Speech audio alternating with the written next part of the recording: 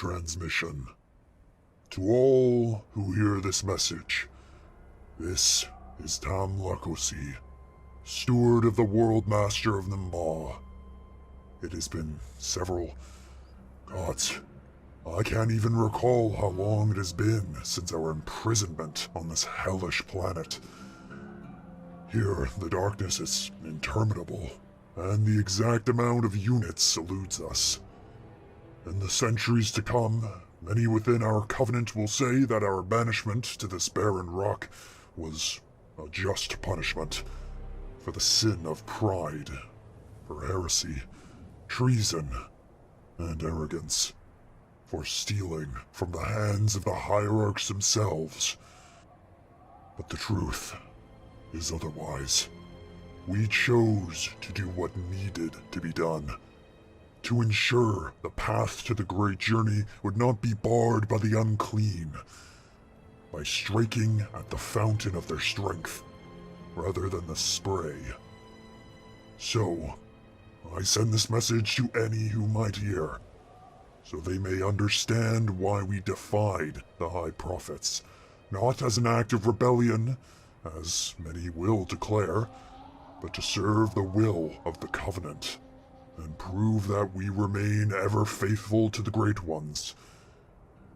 We are sure to die upon this world, but before we succumb to the inevitable, I shall relay the tale of our leader, his triumphs, his defeats, and what led him and our brothers to this end, for good or for ill. With that, this is the saga of the fallen master of inexorable obedience, the World Master of Enbar, Nizat Kvarosee.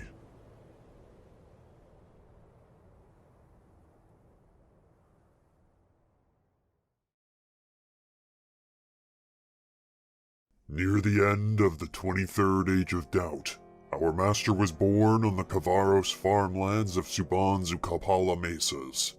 Like all Sangheili males in their adolescence, he was trained harshly in the art of combat, and in due course would come to enter military service, serving the will of the gods and their speakers on this mortal plane.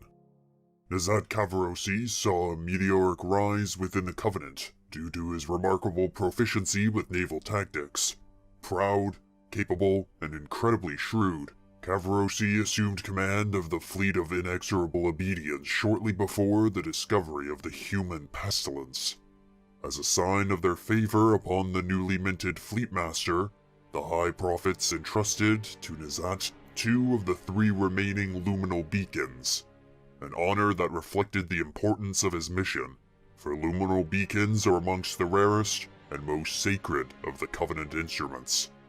They were entrusted solely to fleets entering unexplored territory, to be used for a single purpose: to announce the discovery of one of the legendary sacred rings required to begin the great journey.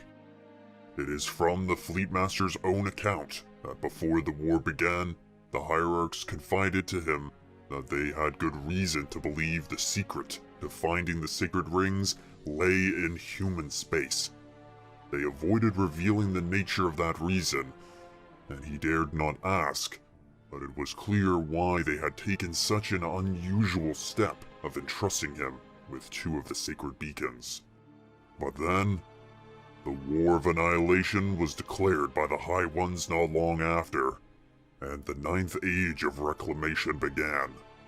I was but a major in the Obedientaries when I was assigned to become his steward aboard the Pious Rampage at the onset of the war. The Prophets charged the Fleetmaster to guide the humans along the path of oblivion with fire and ruin. As their speaker, they dispatched the minor minister of Artifact Survey to serve as the ceremonial magistrate of their fleet. A most unwelcome guest as any I had ever known. This prattling fool's only true desire was power and prestige.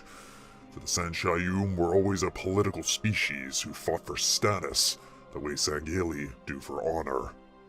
It soon became clear that this minor prophet intended to win favor among the hierarchs by describing in detail how the humans would die in anguish beneath the plasma beams of the Fleet of Inexorable Obedience. The Fleetmaster cared not for the schemes and intrigues of the Sanshayum, however, and in time would come to tolerate his irritant presence. In his earliest campaigns against the infidels, Kvarosee proved exceptionally strong, destroying 7 of their worlds as a tithe to the gods of the Covenant.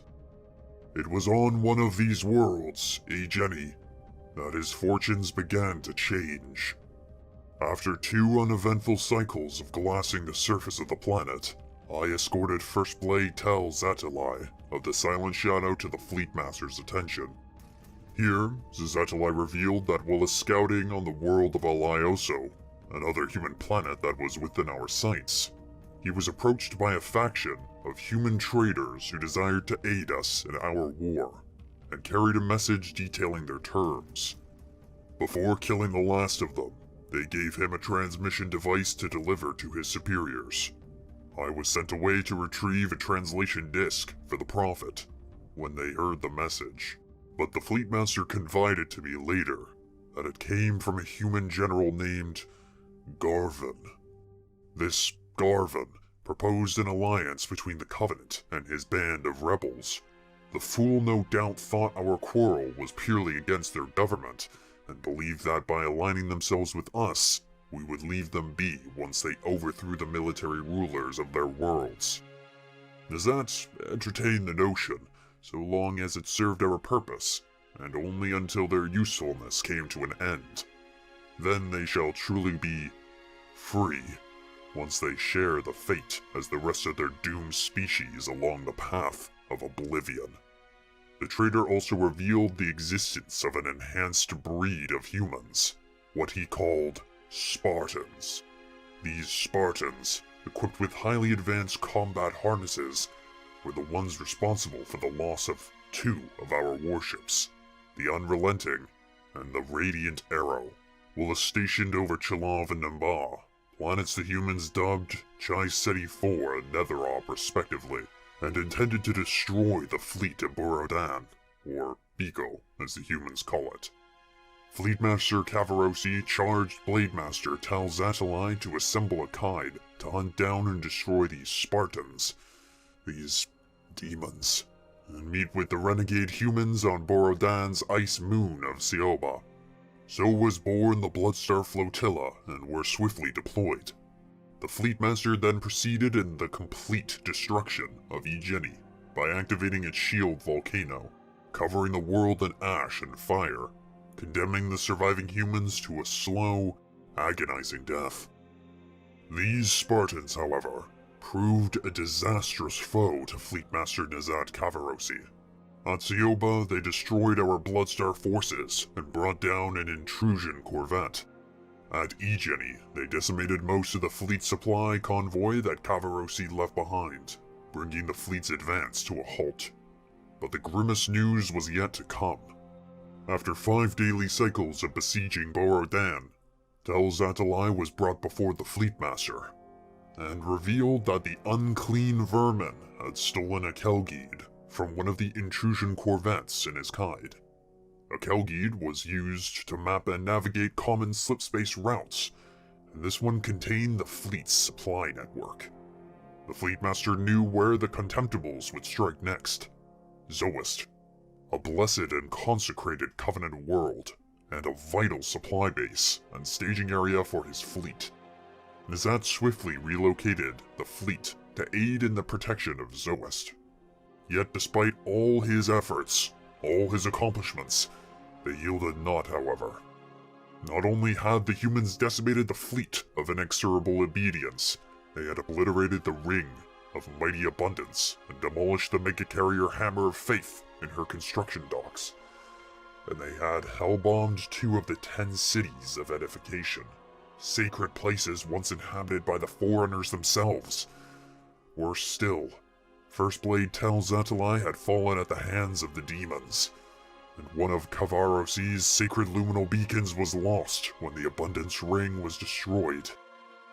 It was inconceivable. His shame was echoed by the endless condemnations of the minor minister. I tried to shield the fleetmaster from the Sanshayum's wrath, but to no avail. And so, I beheaded this spineless serpent myself. I could not endure a moment more of his insults and slanders against the fleetmaster.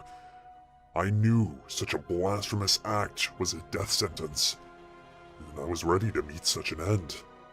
But Nizat chose to absolve me of this grievous sin, and even chose to conceal it. From that day forward, I swore an oath of an eternal fealty to Nizat Kvarosee, even to my dying breath. After the disaster at Zoist, the High Prophet summoned Kvarosee to the holy city of High Charity to account for his failure. During the entire journey, he stood alone in his observation blister aboard the pious rampage, taking no sustenance and doing nothing but gazing out on the lightless splendor of slipspace. Perhaps he was reflecting on the failed war against the humans, and no doubt wondered how a weaker species had been able to best him. Then it dawned on him. The Spartans were but the tip of the spear of humanity. It was the shaft that was of greater import, for it was they who created these demons, the ones who orchestrated the destruction of his fleet and Zoist defilement. Oni, what the humans would call the Office of Naval Intelligence. He now had a true target, and was ready to make the High Prophets come to that same conclusion. Upon our arrival at High Charity, I and 9 of Nizat's finest shipmasters had the honor of serving as his sworn protectors, as he was summoned to the sanctum of the hierarchs. As customary, 7 of them carried the shards of worlds we had conquered, so they might adorn the glittering walls of the shard chamber. We were received by the commander of the honor guard, a blade master, and his fellow guardsmen took the boxes containing the glass shards, save mine, for the Sudanese Aragonite box I held contained the last of the remaining luminal beacons the High Ones gifted to the fleetmaster, and was meant for the beacon keeper himself, so that it may be returned to its rightful abode. The blade master escorted Kvarosee within the sanctum. He was ready to face the judgment of the High Ones. We were not permitted inside, so we had no idea what drove the fleetmaster to do what he did after. Some time had passed when they re-emerged from the sanctum, and we were guided to the beacon keeper's vault by the blade master himself to return the luminal beacon. But when the time came, the fleetmaster had an ill look upon his face, and instead, he took my energy blade and slew the blade master where he stood, and beheaded one of the guards. He would have perished at the hands of the other, had it not been for our intervention on his behalf. Despite our bewilderment, we followed our fleetmaster loyally and faithfully, even as we hid the corpses within the vault, claimed the last of the beacons, slew the beacon keeper himself, and escaped High Charity as fugitives. As all of this transpired, I could not comprehend what was occurring. Was the Blade Master secretly a silent shadow, readying himself for the kill?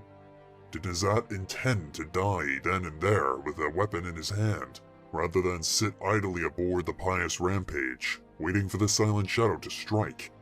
Or had he simply gone mad under the weight of his ever-growing shame? As it happened, it was none of these. It was only after our escape from High Charity that the Fleetmaster told me all that occurred within the sanctum. During his audience with the hierarchs, Nizat Kvarosee revealed the reports of the First Blades Zizantali prior to his death, and with that, he revealed the true masterminds behind Zoist's desecration, the true fountain of mankind's strength, Oni. He advised them that in order to win the war, Oni must be the first to fall. He offered to plant the last remaining luminal beacons on pieces of equipment the humans would be tempted to acquire, to locate and destroy all the Oni innovation temples, striking at the heart of human cunning. Though he was met with resistance by the High Prophet of Regret, The other hierarchs were quick to support his plan. That is, until he revealed the loss of one of the 2 beacons they had entrusted him with during the desolation of Zoist. Upon learning of the loss of the beacon, all 3 High Prophets firmly rejected the proposal, unwilling to risk the last 2 beacons that remained to them, and Kvarosee was instructed to return to his ship and await reassignment. That reassignment would have come at the blade of a warrior of the Silent Shadow, and Nizat would forever languish on the path of oblivion. It was there that he realized that no matter how many ships the Prophets would send, Oni would continually send thousands of demons, or their space assault troopers to mine convoy routes and destroy provisioning depots, to demolish maintenance docks and poison stores. And the more fleets the Hierarch sent, the more support facilities Oni would destroy, the more logistics hubs it would sabotage. We could slaughter millions upon millions of humans, but billions more within the Covenant would die of starvation and lack of supply. Nizat was determined to prevent that from happening, to win the war, with or without the blessing of the Hierarchs.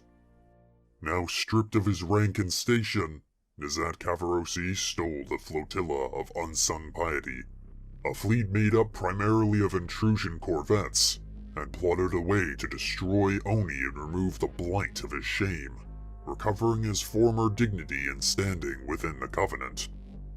Months had passed following our escape, and Nizat's plan to sniff out the Infidels' Office of Naval Intelligence bore their fruit, and could not have been simpler.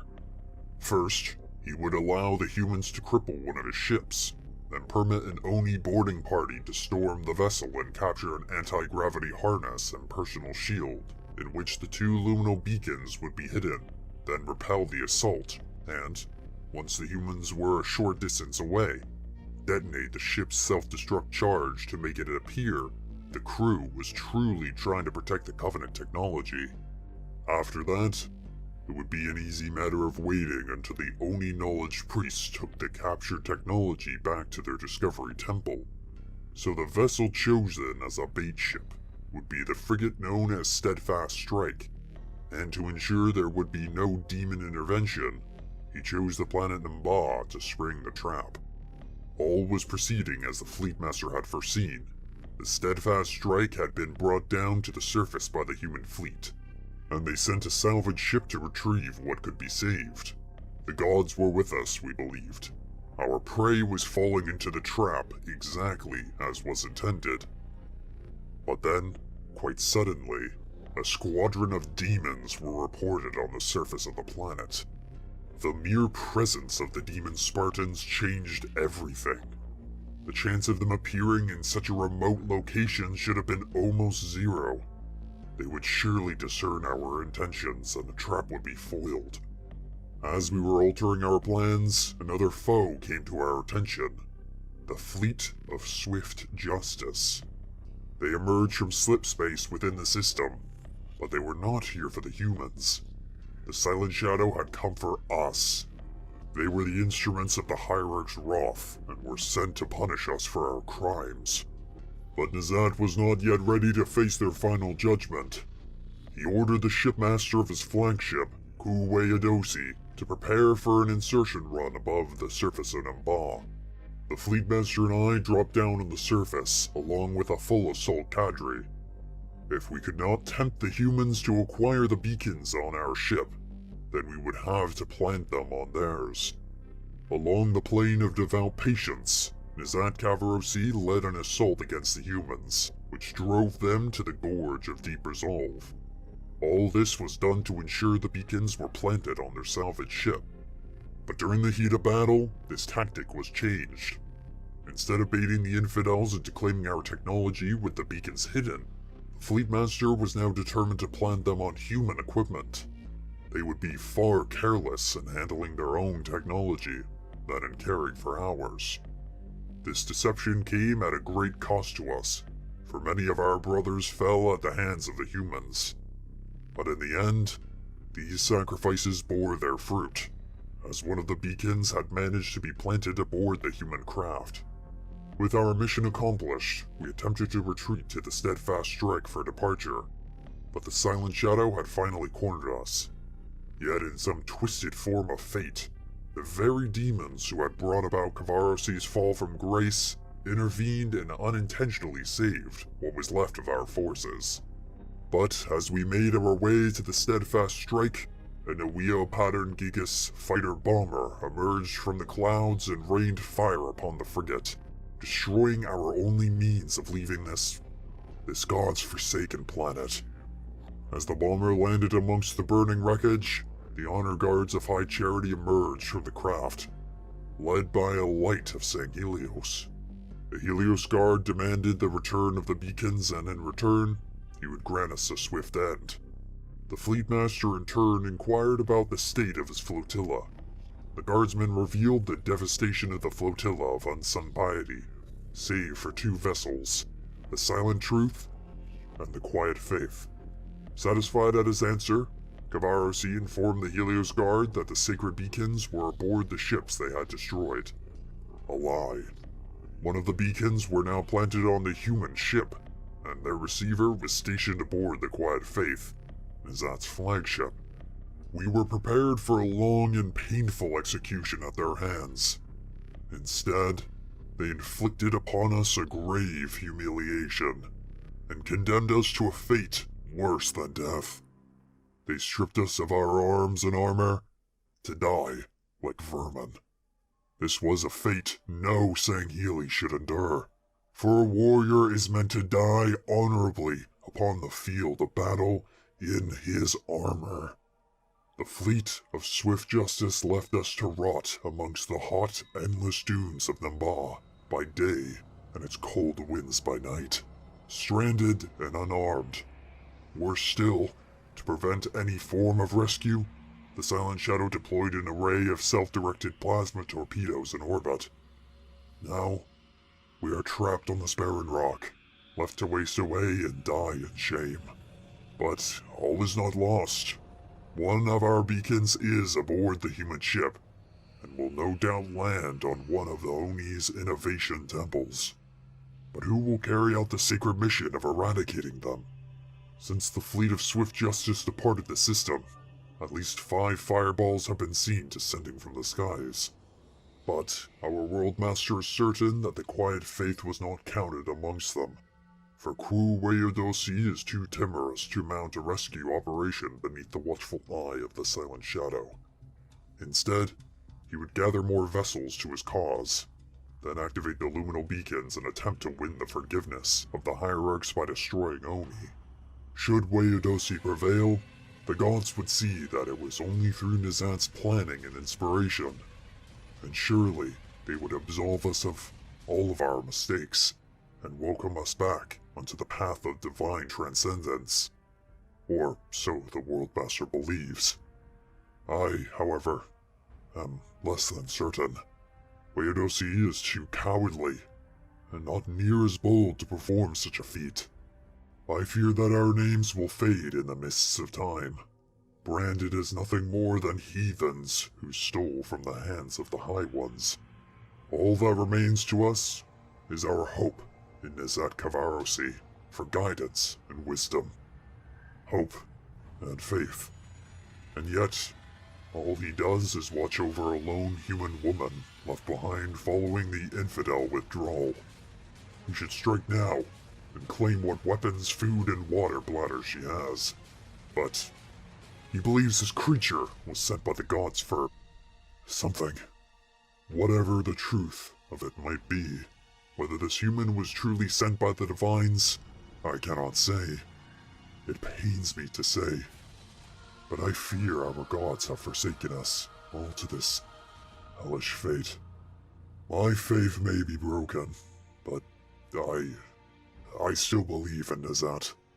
He will guide his loyal followers from our toil and lead us along a new path on this world, even if it takes decades.